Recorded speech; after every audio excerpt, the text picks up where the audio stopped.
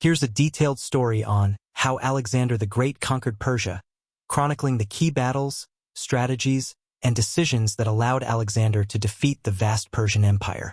This narrative covers the events from his initial campaign to his consolidation of power and explores the legacy of his conquest. How Alexander the Great conquered Persia.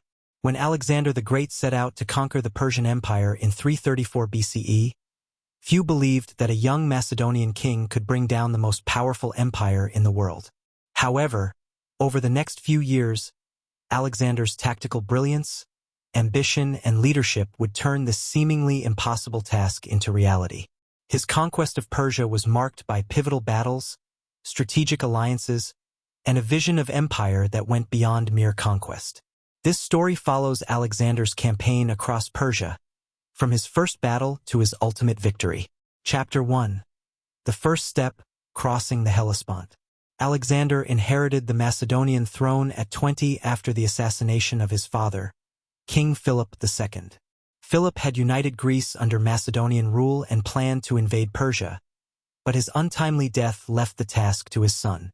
Determined to fulfill his father's dream, Alexander gathered an army of 35,000 soldiers and crossed the Hellespont into Asia Minor in 334 BCE, symbolically casting a spear onto Persian soil and declaring his intent to conquer the empire.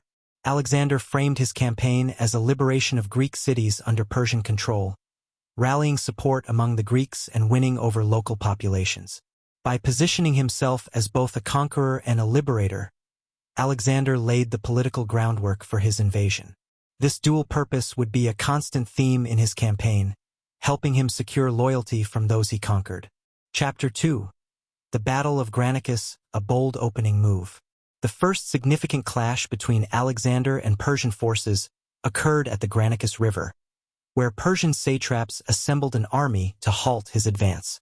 Alexander, however, chose to strike boldly and led his cavalry across the river in a direct assault. Despite the dangers of a frontal attack, Alexander's forces overwhelmed the Persian defenders. His companion cavalry, a highly skilled unit under his personal command, played a crucial role in securing victory. The Battle of Granicus was more than a tactical win. It marked the beginning of Alexander's campaign and set the tone for future encounters.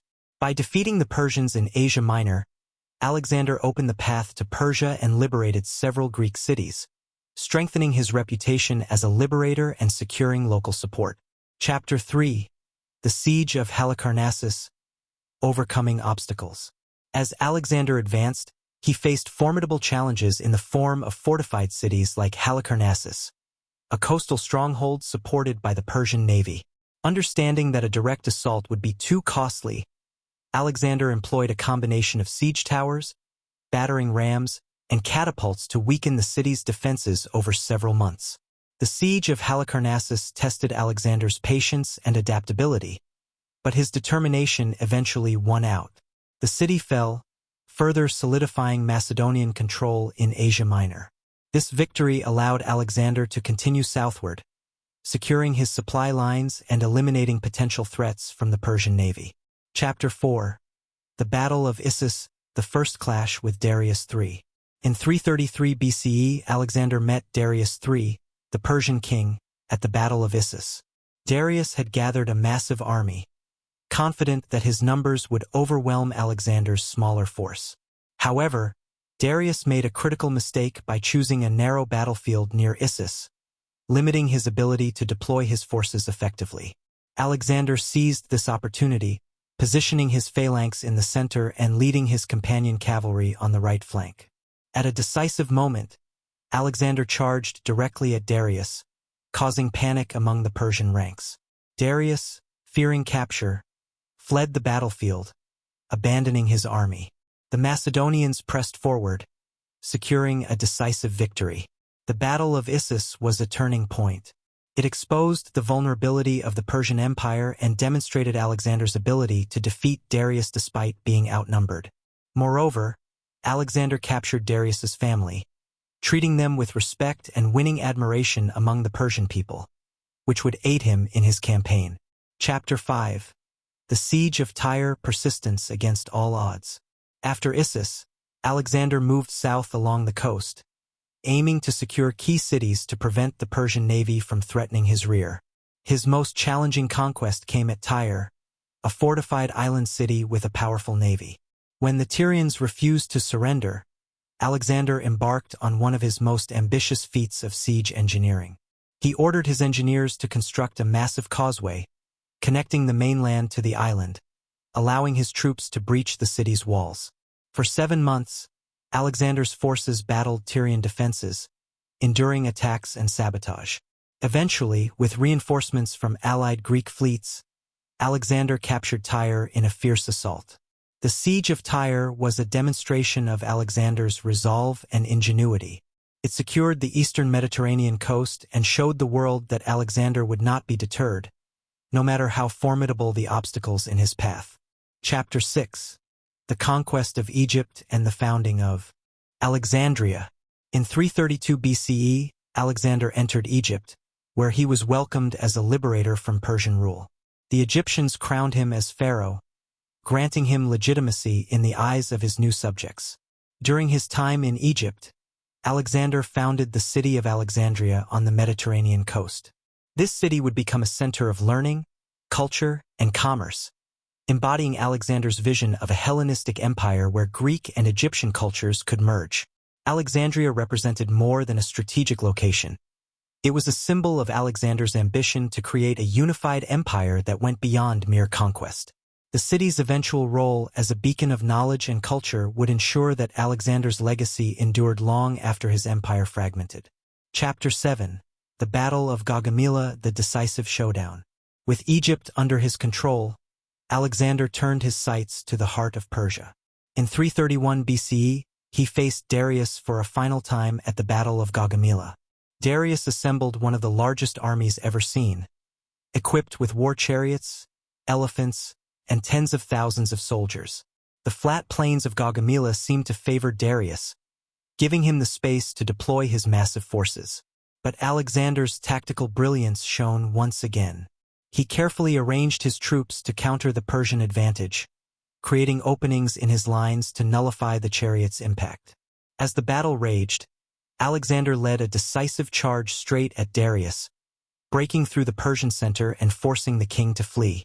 The Persian army, leaderless and demoralized, fell into chaos, and Alexander's forces emerged victorious. Gaugamela was Alexander's greatest victory, marking the end of the Persian Empire. With Darius in flight, Alexander marched unopposed into Babylon, Susa, and Persepolis, the grand capitals of Persia. The defeat of Darius made Alexander the King of Kings, ruler of the largest empire in the world. Chapter 8. The Burning of Persepolis, a Symbolic Act. Upon reaching Persepolis, Alexander faced a significant choice: honor Persia's rich cultural heritage or make a statement by destroying its symbol of power. Ultimately, he ordered the ceremonial palace at Persepolis to be burned, a symbolic act of revenge for the Persian invasions of Greece over a century earlier. The burning of Persepolis was a powerful gesture, signaling the end of the Achaemenid dynasty. This act, however, was bittersweet for Alexander. While it served as a reminder of his dominance, he later expressed regret, acknowledging the cultural loss it represented. The burning of Persepolis marked the final blow to Persian sovereignty and the beginning of a new era under Alexander's rule. Chapter 9. The Pursuit and Death of Darius. Determined to eliminate any threat to his rule, Alexander pursued Darius, who was attempting to rally support in the eastern provinces. However, Darius was betrayed by his own satraps and murdered before Alexander could capture him. When Alexander found Darius's body, he ordered it to be buried with royal honors, recognizing him as a fellow king and worthy opponent. By treating Darius with respect in death, Alexander won further loyalty from the Persian people, many of whom now saw him as a legitimate successor to the Persian throne. This gesture helped solidify his rule and exemplified his commitment to blending Greek and Persian traditions within his empire. Chapter 10. The Legacy of Alexander's Conquest of Persia. Alexander's conquest of Persia was more than a series of military victories.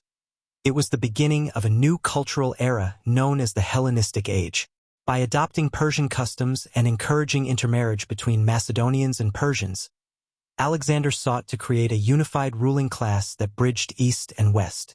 He founded numerous cities across his empire, each serving as a center for trade, learning, and cultural exchange. The blending of Greek and Persian cultures had a lasting impact on the ancient world. Greek became the lingua franca across the Mediterranean and Asia, facilitating trade and communication. The intellectual exchange that followed sparked advancements in science, philosophy, medicine, and art, leaving a legacy that would shape Western and Eastern civilizations. Conclusion: the dream of a united empire. Alexander's conquest of Persia was a feat of military genius and visionary leadership. By defeating Darius III and dismantling the Persian Empire, Alexander created an empire that stretched from Greece to the Indus Valley. Though his empire would fragment after his death, the cultural and intellectual legacy he left behind endured for centuries. The story of Alexander's conquest of Persia remains a testament to the power of ambition, vision, and the belief in a world where different cultures could coexist and